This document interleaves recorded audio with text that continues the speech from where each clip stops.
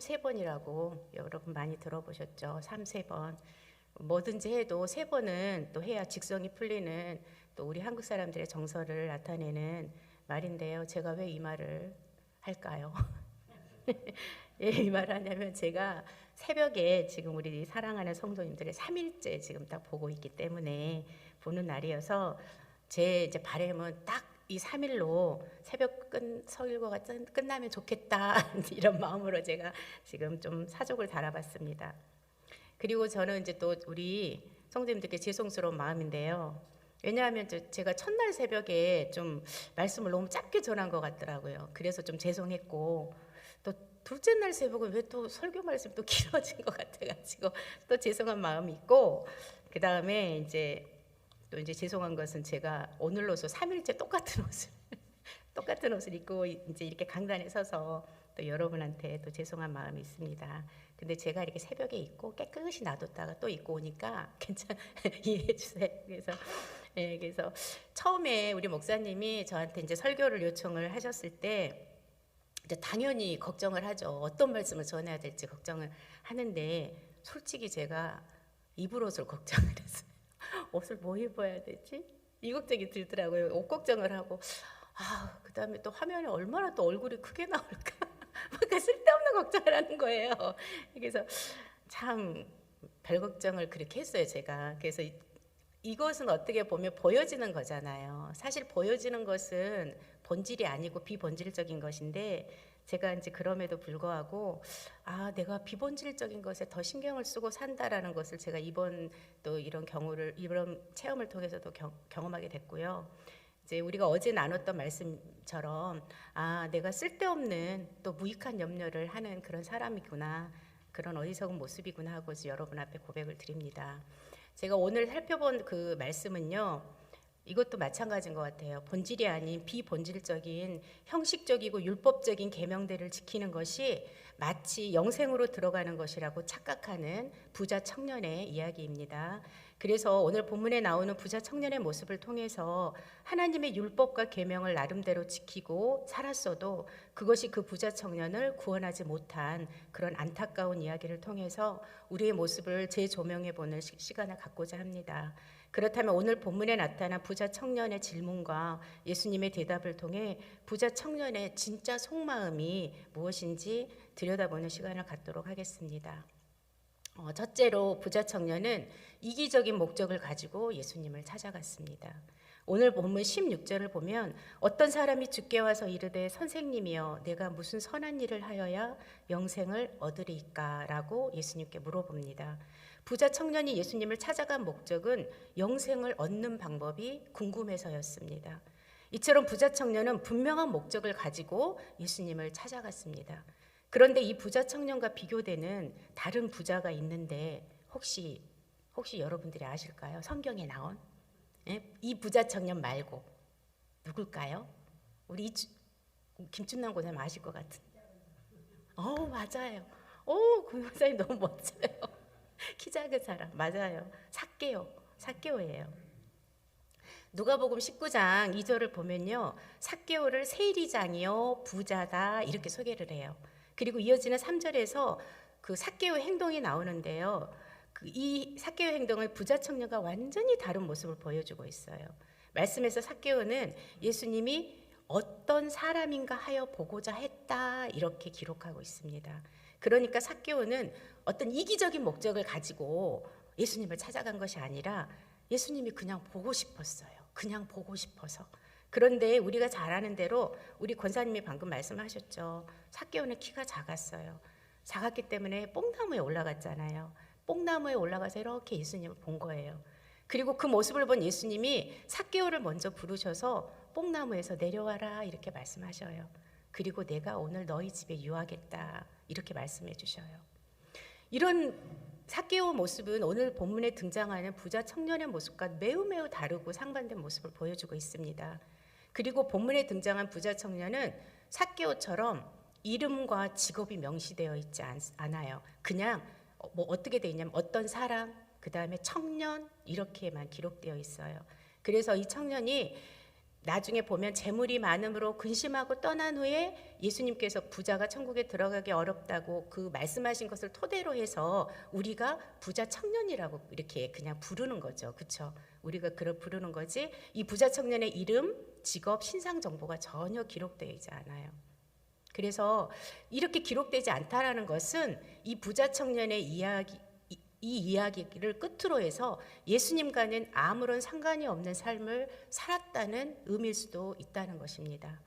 그래서 우리가 잘 아는 김춘수 시인의 그 꽃이라는 시가 있죠. 내가 그의 이름을 불러주었을 때 그는 나에게로 와서 꽃이 되었다라는 문구처럼 예수님께서 우리의 이름을 불러주실 때 우리의 이름이 하늘나라의 생명책에 기록되어 구원받은 하나님의 자녀가 되는 것입니다. 예수님은 삭개오의 이름을 불러주셨고 오늘 구원이 이 집에 이르렀다라고 말씀하셨지만 반면에 예수님께서는 이 부자 청년의 이름을 불러주시지 않았고 그냥 그것으로 끝이 납니다. 때문에 우리가 비록 예수님을 찾아가기는 하지만 자신의 이기적인 목적 달성을 위해서라면 예수님은 결코 우리의 이름을 불러주시지 않을 것입니다. 그러므로 예수님이 우리의 수단이 아니라 목적 그 자체가 되어서 예수님이 우리의 이름을 불러주시고 만나주시는 것만으로도 만족하는 우리 사랑하는 성도님들이 다 되시기를 바랍니다. 두 번째로 부자 청년은 이미 자신만의 해답을 가지고 있었습니다. 오늘 본문 16절 하반전에서 무슨 선한 일을 하여야 영생을 얻으리까 라는 말에서 우리는 그 사실을 짐작할 수 있습니다. 그는 영생 얻는 방법이 선한 일을 하는 것이라고 스스로 단정을 딱 지은 상태에서 예수님께 질문을 하고 있는 것입니다. 이처럼 우리들 역시도 우리의 해답을 가지고 예수님을 찾아가는 경우가 많이 있습니다. 내가 해답을 가지고 왔으니 예수님은 나에게 동의만 해주시면 된다라고 예수님께 그렇게 말씀을 드릴 경우가 많다는 거죠. 이런 모습은 정말로 우리에게 있어서는 안 되는 불신앙적인 모습임을 우리는 깨달아야 합니다. 예수님은 우리가 원하는 해답을 주시고 해법을 주시는 분이 결코 아니십니다. 하지만 우리가 신앙생활을 하면서 이런 과오를 수없이 저지르고 있다는 사실을 깨닫고 또 스스로를 점검하고 회개해 보셨으면 좋겠습니다. 자, 그런데 예수님은 이런 부자 청년의 진짜 속마음을 아시고 17절 후반절에서 생명에 들어가려면 계명들을 지키라라고 말씀하십니다. 그때 이 말씀을 들은 부자 청년이 어떤 생각을 했을까요? 역시 자신의 판단이 옳았다는 생각을 했을 것입니다. 어떤 단어 때문에 그럴까요? 어떤 단어 때문에? 예수님께서 대답하는 그 말씀 중에 계명이라는 단어가 들어가 있잖아요. 그렇죠? 계명이라는 딱 단어가 들어간 순간 이 말을 들은 부자 청년은 맞다. 내 해답이 맞았다. 라고 아마 쾌재를 불렀을 것입니다. 왜냐하면 이 부자 청년은 계명에 있어서는 한치의 어긋남도 없이 모두 다 지켰던 그런 완벽한 사람이었기 때문입니다. 오늘 보면 20절을 보면 이 모든 것을 내가 지키었사온데 라는 부자 청년의 고백을 통해서 우리는 그 사실을 알 수 있습니다.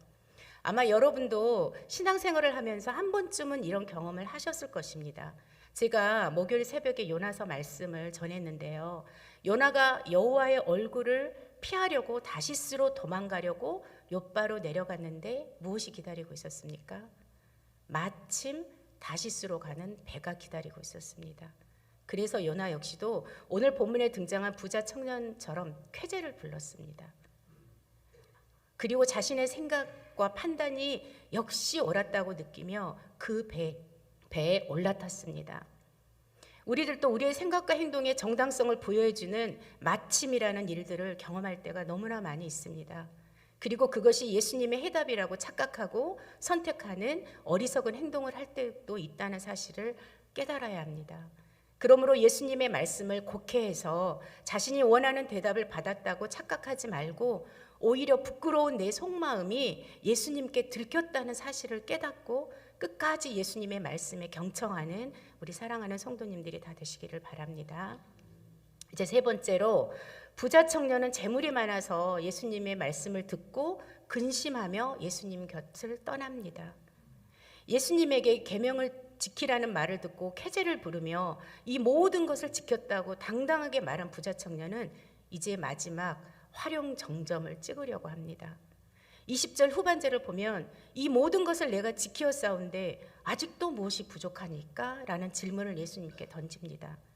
여기에서 우리는 부자 청년의 그 질문한 의도를 두 가지로 생각해 볼 수가 있는데요. 첫째는 계명을 잘 지키고 살아가는 자신이 영생을 얻을 자격이 충분하다는 생각으로 정말 요즘 핫하다는 잘 나가는 우리 예수라는 선생님에게 확인 도장을 받으려는 의도일 수도 있고요. 두 번째는 모든 계명을 다 지킨 자신이 도대체 무엇이 부족해서 구원과 영생에 대한 확신이 생기지 않는지, 확신이 없었기 때문에 예수님한테 갔을 것이죠. 그래서 그거에 대한 시원한 대답을 예수님께 듣고 싶은 그런 의도였을 수도 있습니다. 그런데 예수님은 이 부자 청년의 의도와는 상관없이 전혀 이 부자 청년이 듣고 싶지도 않고 생각하지도 않았던 부자 청년의 허를 찌르는 말씀을 오늘 본문 21절에서 하십니다. 그 내용을 보면 예수께서 이르시되 네가 온전하고자 할진대 가서 내 소유를 팔아 가난한 자들에게 주라. 그리하면 하늘에서 보화가 내게 있으리라. 그리고 와서 나를 따르라 하시니 라는 말씀입니다.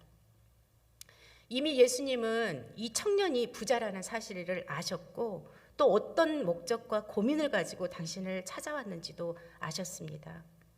그런데 여기서 궁금한 점이 그러면 왜 예수님은 처음부터 물질에 대한 이야기를 꺼내지 않으셨을까? 그게 좀 궁금해지죠. 그것은 예수님이 부자 청년에 대한 그런 배려라고 저는 생각을 했습니다. 예수님께서는 부자 청년과 대화를 이어나가면서 이 청년이 스스로 깨닫고 올바른 선택을 할 수 있는 기회를 주신 것입니다. 이 부자 청년은 예수님과의 대화를 통해서 자신이 얼마나 물질을 버리지 못하는 속물인지를 깨달았어야만 했습니다. 그런데 그는 예수님께 질문을 던지면서 자신이 지고 있는 해답이 옳다는 것을 증명해 보이고 싶었고 자신이 원하는 대답을 듣고 싶었던 것입니다. 그런데 예수님의 허를 찌르는 해법을 듣고 깊은 고민에 빠지게 된 것입니다.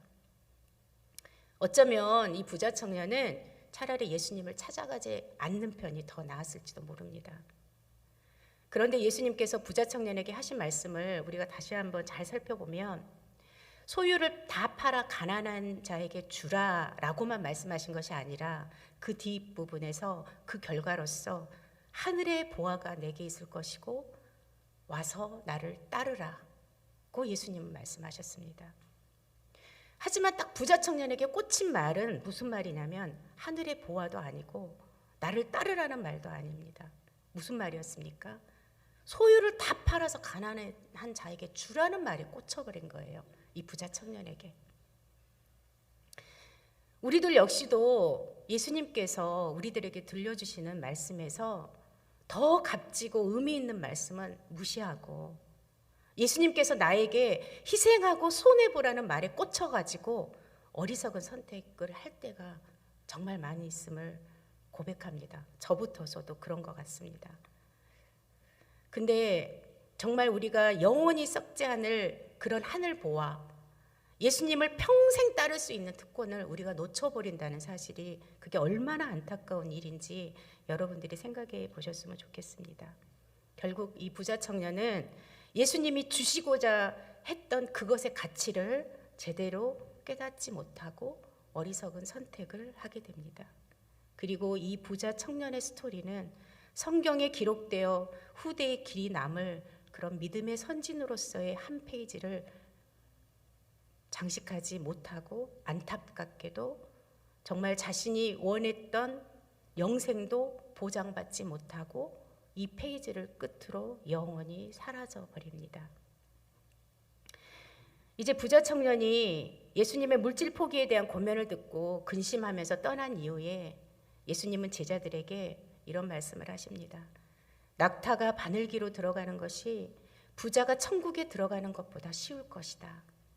이 말씀을 들은 제자들은 매우 놀랍니다. 왜냐하면 유대 사상에 의하면 재물과 부는 하나님의 축복이요 가난과 빈곤은 하나님의 저주를 의미하기 때문입니다. 우리가 예수님을 구주로 고백하고 신앙의 삶을 살아갈 때 정말 이 유대 사상이 얼마나 잘못되었는지를 우리는 깨닫게 됩니다. 만약 모르셨다면 이 시간 깨닫게 되는 은혜가 성도님들에게 임하시기를 바랍니다. 신앙의 삶을 살아갈 때 물질을 포기해야 되는 경우가 생기는 것은 너무나도 당연하고 지극히 정상적인 일입니다. 이것은 부자 성도만이 아니라 가난한 성도도 마찬가지입니다. 자, 그러면 제가 이쯤에서 다시 삭개오를 등장시켜 보겠습니다. 누가복음 19장 8절을 보면 삭개오는 예수님의 요청이 딱히 없었는데도 불구하고 자진해서 내 소유의 절반을 가난한 자에게 주고 토색한 일이 있으면 4배로 갚겠나이다 라고 말합니다. 그리고 이어지는 9절에서 이 말을 들은 예수님은 오늘 구원이 이 집에 이르렀다라고 말씀하십니다. 이것으로써 삭개오는 부자가 그렇게 들어가기 어렵다는 천국에 들어간 부자로서 성경에 기록되어 후대의 길이 남을 믿음의 선진으로서의 한 페이지를 멋지게 장식한 사람이 됩니다. 그러므로 부자여서 천국에 들어가기가 그토록 어렵다면 가난한 자들에게 나누고 베풀며 하나님께 드림으로써 부자의 길을 포기하는 그런 멋진 삶을 살아가는 우리 사랑하는 성도님들이 다 되시기를 간절히 바랍니다. 자, 이제 마지막으로 제가 말씀을 정리하도록 하겠습니다. 오늘 부자 청년과 예수님과의 만남을 통해서 우리가 예수님을 찾고 만나는 진짜 목적이 무엇인지 우리의 모습을 점검해 보았습니다. 그리고 하나님의 말씀을 지식적으로 율법적으로는 잘 알면서 정작 주님 때문에 내가 포기해야 할 것들을 포기하지 못하는 어리석은 우리들의 모습 또한 깨달았습니다. 그리고 오늘 말씀에서 다룬 물질과는 신앙생활을 함에 있어서 가장 쉽게 다루어져야 하는 문제임에도 불구하고 여전히 우리의 발목을 붙잡고 영생에서 멀어지게 하는 요인이라는 사실 또한 깨달았습니다. 하지만 그래도 우리에게 소망이 있는 것은 오늘 본문 26절 말씀에서 예수께서 그들을 보시며 이르시되 사람으로는 할 수 없으나 하나님으로서는 다 할 수 있느니라 라는 예수님이 하신 용기와 위로의 말씀을 약속으로 주셨기에 우리는 영생 구원의 소망을 가지고 살아갈 수 있습니다.